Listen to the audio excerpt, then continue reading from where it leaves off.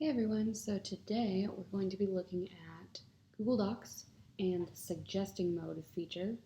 By the end of this video, you should know how to navigate a Google Docs when you receive it back from an editor and it has all kinds of markups and changes made to it. You'll be able to understand what those mean and make educated decisions about whether or not you want to accept them. So, this is a blog post that I wrote. Then I went through and messed it up a little bit so that I could fix it with suggesting mode on. And all the suggestions are going to show up on the right over here. Every single one is going to show up over here. Unlike Word, where only the deletions over here, all of them are over here. I would say Google Docs is a little bit, it's definitely easier to understand this on Google Docs than it is on Microsoft Word. However, Word is it's a lot better with automations, so it's easier for the editor, but I'd say Google Docs is easier for the author, so whatever you work with is fine. First off, let's look over here on the right side, suggesting mode. So you'll probably get the document sent to you, and you'll have access as a commenter, which means you can only view or suggest. So we'll keep it in suggesting mode, which means you can make changes, you can comment. It's just that all of them are going to be tracked. So the other person, the editor, whoever it is, all of their changes are going to be pink, and your changes are going to be green. It's green right here.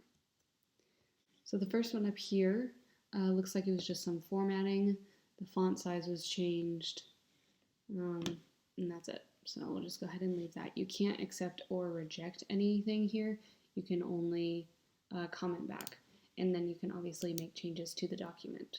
So next you can see that the W here, it was a lowercase and now it's uppercase. You can see that on the right side over here, or you can see it over here how it's a lowercase w is crossed out and then the uppercase W is not crossed out. So that means it was replaced. Same with the B here and same with the B here. So, and you can see those here as well. So let's say you don't want that. You want it to be lowercase, so oops. So you're gonna cross out that uppercase and replace it with a lowercase. And so then you can see that it's over here as well, and it'll highlight for you.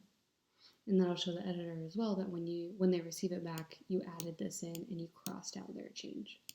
If you do decide to do that, please comment why, just so that the editor knows that it was on purpose, it wasn't an accident, or you didn't accidentally do that. Let's comment on the first one, just so the editor sees it right away, and you can just say, I want this lowercase since it's not a title, it's a subheading. So if this weren't the entire document, this is only a part of it, then this would make more sense. So let's move on to the next one, which shows, see, this is kind of weird looking. You can't really see what that is, which is why it's helpful to also have it over here. You can see replace comma with colon. Cool, so now it's colon with a comma. Next is space. There was extra space here. You can see that they're crossed out. So the way I like to do it is to click through these rather than to find them on here. Click here and it'll show you where it is over here. So this SI was added in, add SI. So it was just a misspelling before. This one is an added O, so it said through before, it needs to say thorough. Add a period, so a period was added there. Exclamation points were added here, or deleted here, sorry, they were deleted. So there were 3, and now there's only 1. This one was a deleted space, so there was a space in here that wasn't needed.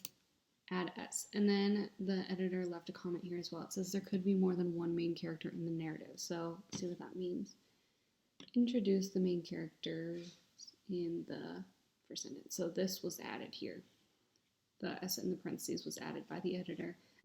And then they explained why it was added with this comment here. So you can say, okay. Or you can say, no thanks, and reply. Make sure you hit reply. If you don't hit reply, it doesn't save. Then you can go back and delete it if you don't want. So now that's deleted right here. And you commented why, or you commented that you didn't want it, that it was on purpose that you did that. All right, the next one, replace period with question mark. So it was a period and now it's a question mark because this is question. There was an extra space in here, so delete that. This one was italic, it doesn't need to be, so it was unitalicized, put in Roman. And extra spaces, delete space 2 times. And then format list. So it looks like it was just formatted, and then these ones here, 1, 2, 3, means that it wasn't an automated list, so it just, the writer typed in 1 period space to do the list numbers here, and so those were deleted, and it was replaced with this, the automated list here. Here, this looks like it was indented as well, and it doesn't need to be indented because it's automated now. And a period was missing, so we added that in. Same here, it looks like it was indented, doesn't need to be, and a period needed to be, space was deleted and a period was added, okay? And then here, a whole bunch of spaces and paragraph returns were deleted. So Google Docs is a lot easier to understand. It's a lot easier to look at here on the side than Microsoft Word is. So that's it for Google Docs. I hope that helps. If you have any questions, please feel free to email me. But it is pretty straightforward.